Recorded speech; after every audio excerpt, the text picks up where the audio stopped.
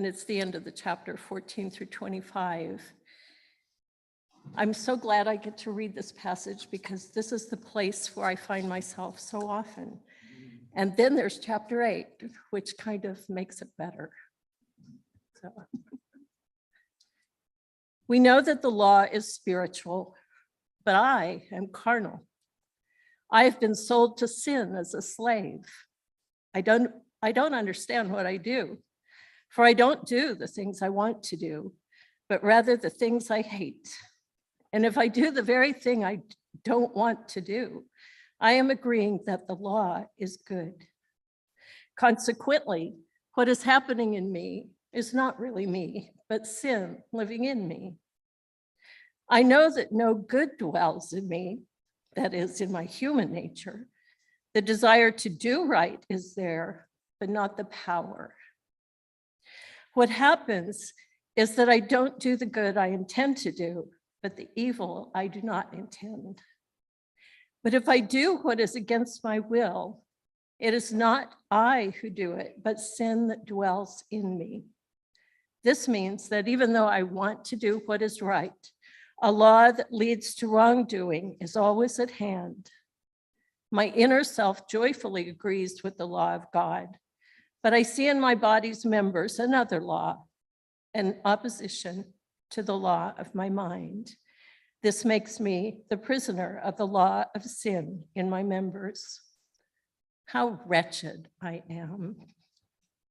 Who can free me from this body under the power of death? Thanks be to God. It is Jesus Christ, our Savior. This then is the problem. I serve the law of God with my mind, but I serve the law of sin with my flesh. Ancient words from our tradition for our modern perusal.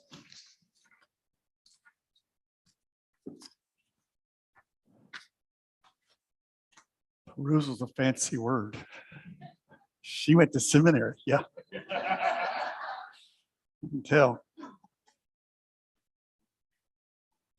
And I would tell you what it means, but then you wouldn't remember it. So you want to look it up. Thank you. Very good job reading and a great preface to this. We're on a series looking at the parts of Christianity that need to change for the church to be a gift for the future. And there are a lot. I mean, this is going to be a series of kind of reformation that not yet happened kind of thing. And we're not going to get to chapter 8 today. We're going to spend today in the mud hole itself. Because this notion of sin is very problematic for progressive Christians or just decent human beings, right? It's like there's some really neurotic stuff that has lasted through the centuries. And if I didn't think we could disagree with the Bible, I would throw it down a volcano, right? It's like it's not supposed to be a time machine back to more primitive understandings. It does go back to something more primitive, but in the positive sense of a more basic type of humanity, an understanding that was closer to the beginnings of things. And I think to see Paul's books is more like a set of diaries of a tortured soul. And he's trying to figure stuff out.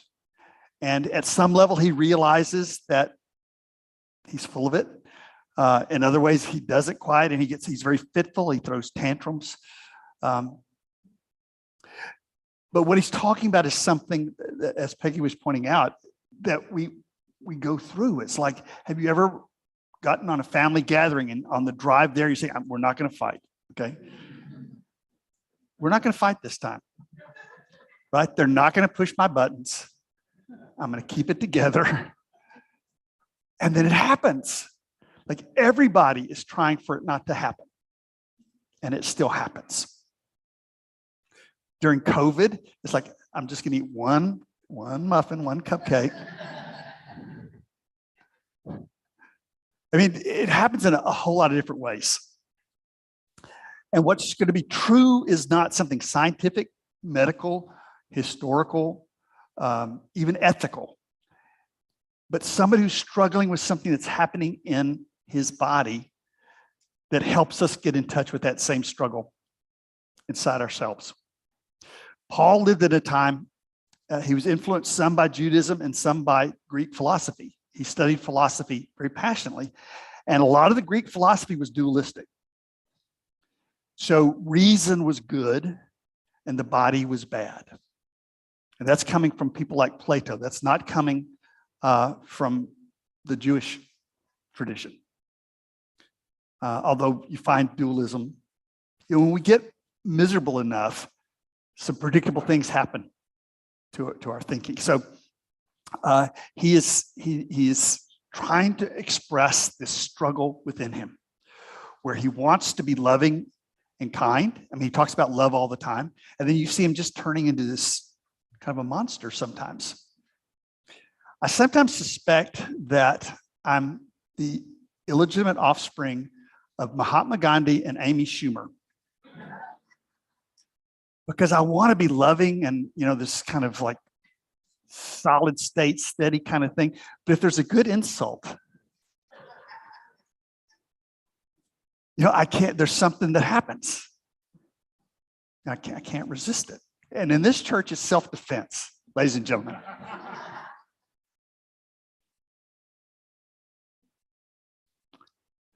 So we're going to kind of go on this trip with him, but I want to also bring somebody else, Charles Darwin, because the church has never fully, even the progressive church has never fully absorbed the insights of Charles Darwin. We've made accommodations. We've said things like God created through the evolutionary process, but that's missing Darwin's discovery, and that's that you don't need an agent to do that. You don't need a creation to happen. There's an evolutionary process that's been happening since the beginning of time. And so we have to see Genesis as a mythological expression of that. Its purpose is not to tell us what happened a long time ago. The purpose of it is to help us discover what is happening right now within us. So for Darwin, because we've evolved, we carry the past with us. That's still in there. And our consciousness is built in layers. And you see this in religions all over the world, whether it's chakras or, the different ways that you fall and the mistakes and the obstacles and burdens, this kind of thing, that there are parts of our consciousness that come from a survival mode that's sometimes called the reptilian part. There's the Mr. Monkey part, the mammal, but for us specifically, it's a primate, right? We are built with primate parts, which means when you look at how primates organize, particularly baboons, you understand Texas politics a whole lot better. Right? Present company excluded, of course.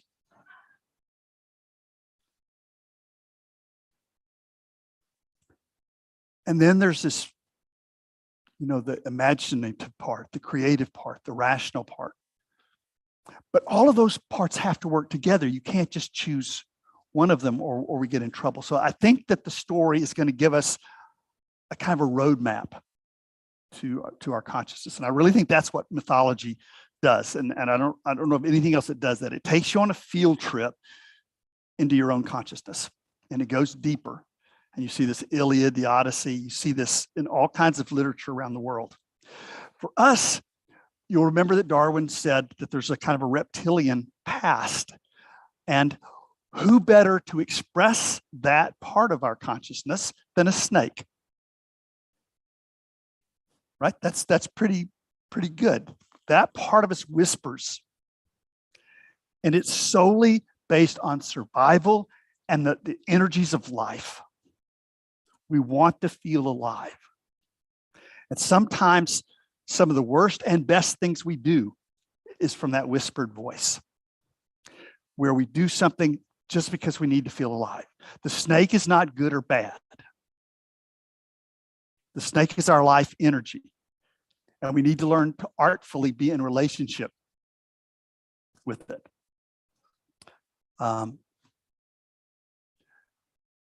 I was a philosophy major, and that's what I thought I was going to be, like a professor and teach philosophy. And one day, I was in a class on on rationalism, and we were looking at Leibniz. And I asked apparently a dumb question, and the professor threw a piece of chalk at me and called me a very bad name. And it took me about 30 minutes on the way home before I said, I just saw a tantrum in a class on rationalism.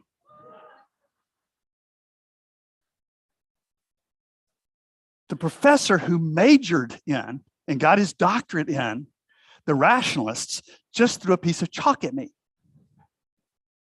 And not too long after that, I was going down the drag, which is the kind of main street at UT. Got shops and this kind of thing. I have all of my philosophy books in this arm. And I'm walking along, and in the store window, if you're too young to know what a mime is, don't look it up. You're lucky. Just let it go.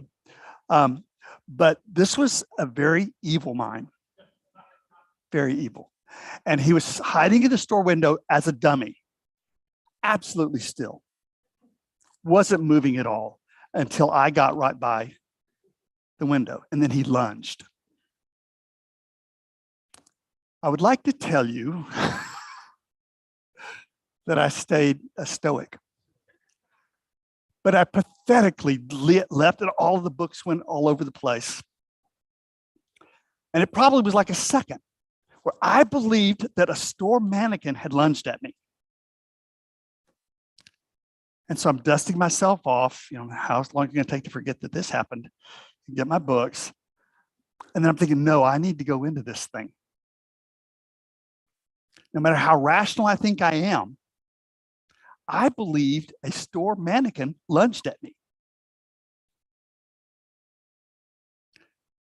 If you've ever had somebody put a monster mask and scare you, in that second, you believed in monsters, whatever the monster was. If you've ever kicked a Coke machine or thought about kicking a Coke machine to teach it a lesson because it stole your money, we need to go into that. What does that imply about us? No matter how rational we want to be, there's a swamp upon which our castle of rationality is built. And we have to somehow make friends with all of that. And a lot of what mythology is doing is introducing the rational part of us to the irrational part of us. And it's amazing how when you go deeper into the irrational part of us, how much we have in common with people all over the world, how the same stories keep coming back. So, I find that fascinating. So Paul is sitting there saying, what is happening in my body? Like I have all these good intentions, but there's something written in my body. And I think Darwin would say, yes, precisely. You're experiencing evolution within your body. You're feeling other parts of yourself that don't fit in your personality. Primitive but essential parts of ourselves. We have to make friends with them. We cannot see the snake as an enemy. Christian theology turned the snake into Satan, right? It wasn't Satan, it was a snake. That is mythology. And that's the energy of life within us. So I think that's what the snake is trying to say to us. And then Eve is not the villain of the story. Eve represents curiosity, intelligence, consciousness. That story is the birth of consciousness into the world. And the realization that once we're conscious, we have a tendency to think that we're outside of nature, because that's what it looks like. So there can be a basic alienation from the ground of our being simply because we've become conscious. And we're looking at things and we don't realize, we think we're in nature, but we are nature, right? We're taught that we're put on the earth. God made us like a little pot, put us on the earth. And that's not true. We've come out of the earth. out of nature, out of that process. But in this myth and myths all over the world, once we become conscious, we discover a very scary and sad thing. We're going to die. Right? Once we emerge from nature. I mean, animals can deal with this great, right? They don't spend a lot of time worrying about these kinds of things, I don't think. Because they're here, they're in the moment. But once we've stepped out of nature and we're judging it, and that's the tree of the knowledge of good and evil. I like being born, I don't like dying. I like it when the tide comes in, I don't like it when the tide goes out. When I call that good and bad, if I untether from the snake and my mind just goes floating off, I don't understand what's happening in my world. It's like if you make me feel uncomfortable, then I think of you as a bad person. If I can't feel what's happening inside of me. In counseling classes, they always said, never lose track of where your alligator is. So if you're listening to somebody and they're making you angry, don't forget that. Right? Because if you forget it, you're going to think that they're a creep. And they may not be the creep, or at least they may not be the only creep in the room at that time. So to stay in touch with both of those, to have a conversation that's going on with both of them. When Columbus wrote his notes about discovering America, and he saw these indigenous people, and he said, they're so nice, and they're so kind, and they're so docile, they'd make great slaves. I'm not sure if that's the snake or the mind. I think that may just be the snake. But the snake can be cruel, but it's also life. The mind, your reason, can be incredible insights. It can also just untether and float off in a way that isn't really hopeful. When I was a kid, my parents really wanted, my dad was a commercial artist when I was born, and he had too many kids to be able to keep doing that. But they always wanted to get us nice presents, but they couldn't. So my dad got me a pool table, a really cheap, crummy pool table. It looked great for about 9 minutes. But as soon as you started playing pool, then it would sag. It'd be like there'd be mountains and valleys and stuff like that. And I became the best pool player in our neighborhood on that table. Only on that table, because I knew where the valleys and the peaks were. And so I could use that. And a lot of what spiritual life is about, mythological life, is learning those parts of ourselves and having the humor to work with them, to appreciate the gifts they have without having them take over our whole lives. So you got the snake, you got Eve representing not uppity women, but the human creativity, right? You want to eat from the tree of knowledge, right? You don't want to be stupid. So we're grateful for that, but we have to remember to tether it back to the life energy, to not float off. And then most importantly, the tree. I find it really ironic that Darwin both disproved the tree of the Garden of Eden, which was a problem for Christianity, because if you're being saved from the fall and the fall didn't happen, right? If the world was created perfectly and then somebody ate some fruit, you know how evil that is. And then God can't let it go, right? You know, you got to punish people. Somebody ate fruit, you know.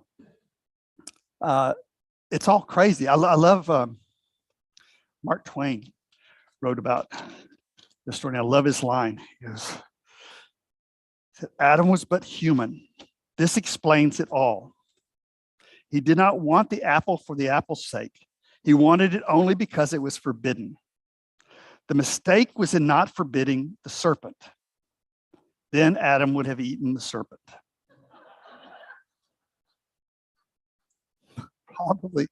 Probably so. The last insight is that we are part of that tree. The way Darwin drew the tree is that the branches are the different species. If we're taught that this planet was created for us, we're not going to be able to deal with the environmental crisis, right? We have to realize we are one branch on the tree, and if we destroy the planet, it's probably not going to matter how much money we have in our pocket, right? If it's hot, don't wait for it to get hotter. We have to change the leadership. Nothing proves evolution more than evolution denying fundamentalists, right? Nobody acts more primate. You know, what you need to do is find your enemies. We'll point out your enemies. You don't need baby's milk. You need, I won't go into that tantrum. But these stories give us a way out. We have to have humor. We have to realize this is the human condition. This is the human predicament. And we can't hate human beings for being dumb without becoming dumb ourselves, right? We have to accept this is what primates do when they leave their environment and get on social media. It's like we just don't handle it very well. But it's us. It's not them. So Paul said it seems like the whole universe is groaning to give birth to something. And he lived in a time very much like this. So what he was saying is don't give up hope on life. I mean, this is what his body was telling him, this struggle inside of him. There's something being born in the struggles of humankind. It's not controlled, but that's the nature of life. The word sin is very poorly translated. In Hebrew, there's 72 at least meanings of the word, and they're not all your fault. It's like some of it's like our ethical kinds of things, but some of it's just talking about why life can be problematic. You're not stuck with Paul's definition, but can you ask the question that he's asking? Why is it that when I'm trying to do one thing, something else happens? To remember you're part of something larger than yourself. Paul was not trying to make people feel shame. He did a kind of psychological ploy which backfired, where when he talked about original sin, he was trying to say we're all on the same level. And he was trying to say religious fundamentalists stop judging the Greek people for all the things they do. And that's the first chapter of Romans. And then also to the Greek people to stop making fun of religious people. But the punchline is left out of the whole discussion. And that's chapter 2. It starts off therefore, which tells you this has been edited in a really tricky way. Paul was not condemning homosexuality in that first chapter of Romans, because the punchline is, therefore, none of you has a right to judge anyone else.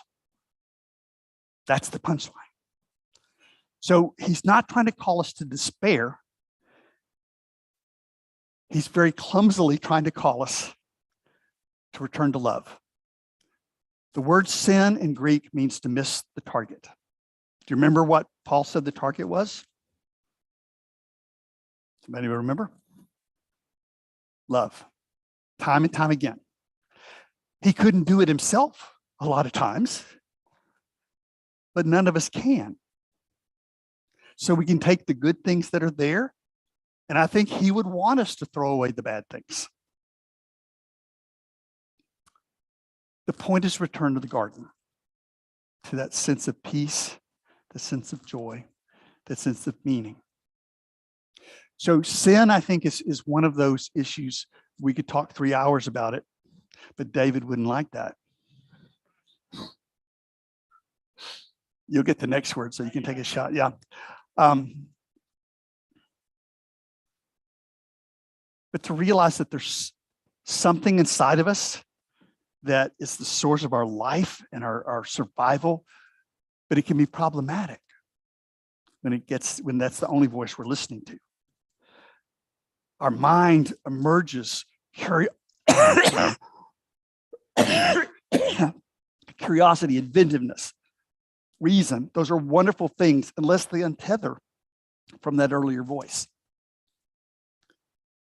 And the fact that we're part of this tree of life, that the animals are not just our food and clothing, they're our family, our extended family.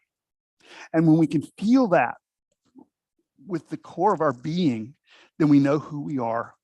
We know what we need to do. And when we lose our way, we can find our way back. I want to close with